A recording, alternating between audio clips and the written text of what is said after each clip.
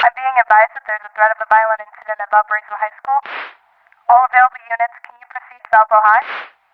Here at nearby Valparaiso High School, 3 separate false threats were received by the school in just over 2 weeks.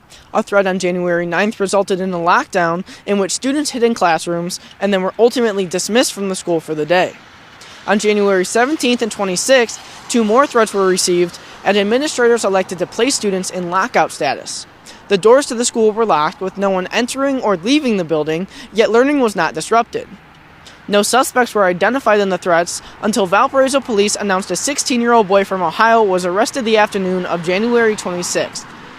Kennedy Blashill, a junior at the high school, posted about her experience on social media after the second threat was received.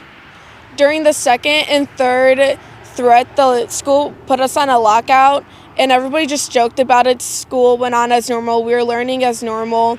And what concerns me is that this time it wasn't a threat. It wasn't a real threat, but then the next time it could be, and nobody's going to take it serious. While CPTV has found that Indiana doesn't track the number of false threats made to schools, it's clear false threats are on the rise across the country. According to data from the Educator School Safety Network, a nonprofit with a focus on safety resources for educators, there have been 262 false threats or reports of violence at schools nationwide since the beginning of this school year. It's a sharp increase from 2019, when there were only 69 reports. Experts say these intentional false threats have similarities. Their origins can be difficult or impossible to trace, and are often the work of disgruntled pranksters trying to disrupt school, attract attention, or sow fear. Dave Colson is the Director of Safety and Security for the Crown Point Community School Corporation. Prior to his time at CPCSC, Colson spent 28 years as a senior special agent with the U.S. Bureau of Alcohol, Tobacco, Firearms, and Explosives, and has undergone extensive training in combating school threats and violence and supporting safe schools. In the recent years, and I think a lot of it could be attributed to social media, in the sense that there's anonymity based on social media, that you can put things out and no one's going to track you or find out who you are. You hide behind that screen name or whatever else mantra that you fall onto, and I think a lot of the kids and young adults have taken advantage of this, and they, for whatever reason, want to cause disruption within our schools. Not only within the school corporations, but also at retail shops and malls and other businesses as well. Many students like Blashill, in addition to parents, teachers, and school administrators throughout the region, have taken to social media concerned about the effects these events are having on the learning environment. I think that it makes students worried and it causes them to go into a flight or fight mode. And then with schools that have received multiple threats, they start to let their guard down and take it less seriously with each prank, which isn't a good thing. While no one is physically hurt, I think they can wear and tear on people's psychological states.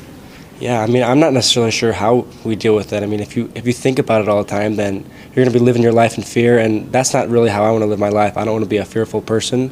So I try not to think about it, and I hope that the people who are in charge of keeping us safe are doing their job, and you got to just kind of trust that everything's going to be okay.